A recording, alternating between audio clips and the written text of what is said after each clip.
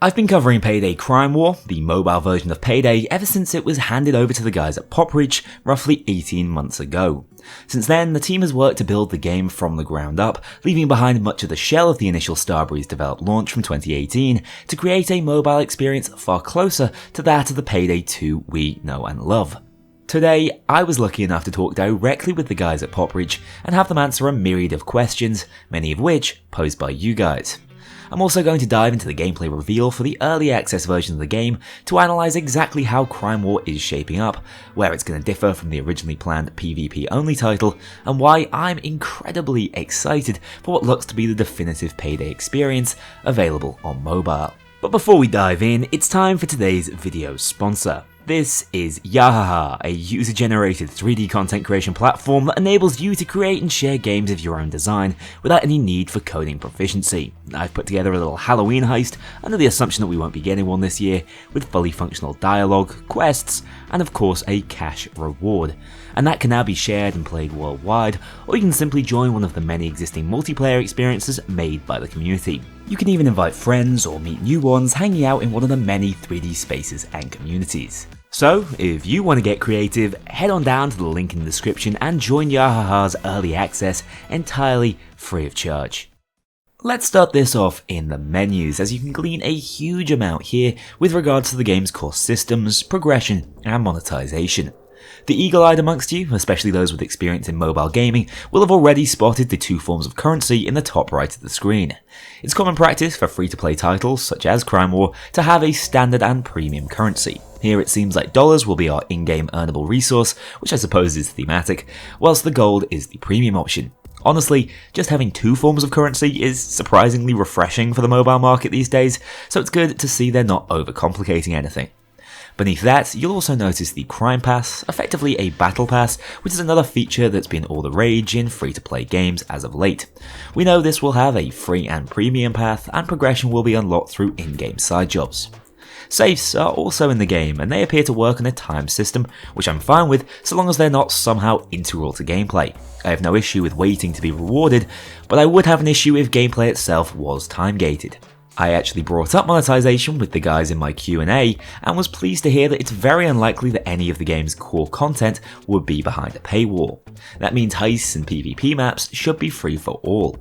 My initial impression of PopReach's financial intentions with the game was a good one, to be honest. There's a feeling that I get that gameplay is coming first and monetization is somewhat of a secondary focus. The goal seems to be to create a game that people will be happy to spend money on, as opposed to one where it's a necessity. Moving over into the loadout screen, we can see Dallas rocking the ever-present Amcar, but we can also customize our armor, secondary, and equipment. You may also notice that everything equipped has a level attached to it, which I'll get onto later as part of the game's progression system. Your character of choice here dictates the active skill you have access to in Heist, which is another big departure from Payday 2's systems, with Dallas of course bringing the medic bag, which increases your team's health pool and reduces the delay on your natural healing, Hoxton having a temporary movement speed increase, Chains a temporary fire rate and reload speed boost, whilst Wolf packs his favourite sentry gun.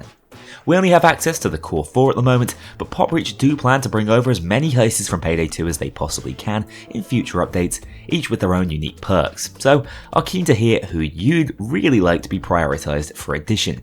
You already know that the right answer here is Jimmy. Looking at the characters we currently have, I was curious to find out what the team's plans were for cosmetics, bearing in mind character customization is such a core feature in Payday 2. Whilst they couldn't get into any of the specifics, rest assured I'm almost positive that masks, outfits and everything in between are coming to the game. It seems like here's where much of the monetization is also going to be focused, which is brilliant news as I'm more than happy to be charged for cosmetics so long as the core of the game can be played freely. Oh, and I was told cosmetics would range from the stylish to the cool to the cute, so fans of the pink hopper, get excited. Even more excitingly though, we know a little more about the planned skill trees in this game, with many looking very similar to fan favourite skills from Payday 2, including Graze and Inspire. I asked the team if they could give us any more details on the system, which is still a work in progress, and Ed clarified that the intention is to make the skills class-based, with most of the customization coming from how you level your heist's specific tree. This means that it's more closely tied to individual character progression, actually closer to the system we had all the way back in Payday the Heist. This is a really promising addition that I'm particularly excited to explore in PvP modes, and balancing these skills for all game modes appears to be a big focus of the team moving forwards. In terms of other forms of progression, we do get a peek at the leveling system, which can see you unlocking new characters, weapons, difficulties and safes entirely free of charge. Happy to see heisters are not locked behind any paywalls as of yet. As for opening those safes, well, it may be a little case of CrimeFest 2015 PTSD for some of you, but I for one am incredibly happy to see the return of the safe reward music. My understanding is that you can unlock new weapons and equipment from these safes, as well as level up your existing inventory by picking up duplicates and upgrading with cash. As you can see, this upgrade is purely in the form of damage, meaning this is one of the systems Poprich needs to be careful with. In my opinion, PvP content should operate on a level playing field, meaning one player's weapon shouldn't be simply outputting more damage due to them investing money upgrading it. Fine for PvE, a slippery slope of pay to win when fighting other heisters. I asked for a little clarification on how this would be handled, and was told that a matchmaking system will be implemented to avoid any serious heister imbalances. In other words, by the time the global launch rolls around, you can expect to be matched against heisters with the same level of weapon progression. They also emphasised PvP was being independently implemented to be a more fair experience when compared to taking on cops in the co-op mode. It's worth noting that just like its parent game, it looks as if Crime War will have a ton of weapons to unlock, as well as a pretty in-depth attachment system. I really like that we'll be able to find more of these weapons in different districts of the map. It's great to see Payday finally leveraging CrimeNet in the way it was probably originally intended, with heists actually taking place in fixed geographical locations. West End is the starting area, providing access to the PvP cash grab mode from last year's beta, alongside the classic Harvest and Trusty bank heist and jewelry store. These contracts can be played on multiple difficulties and require some dollar investment to purchase, which does beg the question, what happens if you run out of cash? Well, fortunately, lead designer Ed confirmed that there are many sources of that cash in-game, meaning you won't be locked out of heisting completely, even if you do manage to go bankrupt. In any case, let's head into a bank heist and see how the guys have handled the classics. Firstly, the UI has been updated since the beta and actually looks really clean. It's also great to see that the guys have stuck to including damage numbers, my favourite feature of any HUD mod. Speaking of the beta back in December, many of the technical issues I had with it have been fixed, and the gunplay does appear more refined. Switching back to the current gameplay, you should immediately notice a clock counting down from the start of the heist, indicating that every heist will be a race against the clock instead of a long drawn out engagement. This has been implemented to adapt the game for the shorter play sessions you expect out of mobile gaming, although the team are keen to ensure that heists never feel time limited, so the entire game has been rebalanced without much of Payday 2's busy work to fit into those shorter play sessions. Just touching on difficulty, Ed did mention that the game was designed to ramp up over the heist, similar to Payday 2's wave-based system, and actually holding out for 10 minutes would be pretty impressive in any case. They assured me that the game was being balanced around multiple difficulties, bearing in mind they're hoping to appeal to both veteran Payday 2 players and first-time heisters. That's why we can see additional unlockable difficulties, which I'm told should pose a challenge to even Payday 2's most dedicated heisters. So far, the gunplay looks relatively smooth, certainly an improvement from back in December. However, the cop AI doesn't look like the finished product yet. These guys seem to spawn out of thin air, and there's a little disconnect between them shooting you and actually dealing any damage. This, I'm positive, is being worked on and is likely a result of the PvE mode still being in its infancy, bearing in mind PvP was the focus for the years prior. In terms of the map itself, yep, this is just Payday 2's Harvest and Trusty Bank. Its layout is seemingly identical, objectives exactly the same, so the overall heisting experience is likely to be remarkably similar, even down to Payday 2's trademark randomization. I must say, it's quite a visually impressive port to mobile. Something about the colour palette and lighting really appeals to me. All of the voice lines you'll be hearing are also taken directly from Payday 2, so it is very much a faithful recreation on the surface. Where it predominantly differs is in streamlining the experience for mobile users, particularly around loot objectives, as bags can now be stacked and don't need to be thrown, which would probably be unimaginably fiddly with mobile controls. The bank heist is of course one of Payday's simplest heists, so there obviously hasn't been a lot of room for the guys at Poprich to reinterpret it, but I am told that there will be surprises and differences on many of the game's other reimagined maps. Speaking of other maps and heists, I asked what we could expect moving forward, and the emphasis at the moment seems to be to get as many of Payday 2's best heisting experiences ported over and redesigned for mobile. Further down the line, this might even include the addition of Payday 3 heists, and eventually PopReach's own heisting creations, so expect plenty of fresh content moving forward. Moving on to the jewelry store gameplay, we get an initial showcase of this.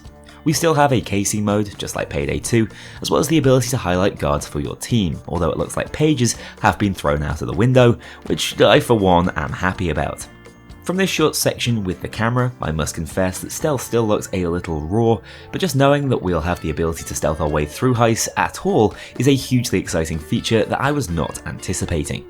That's it for all the gameplay I've been given access to, but with early access now out in the Philippines, it is possible to find more to sink your teeth into online whilst waiting for the international release.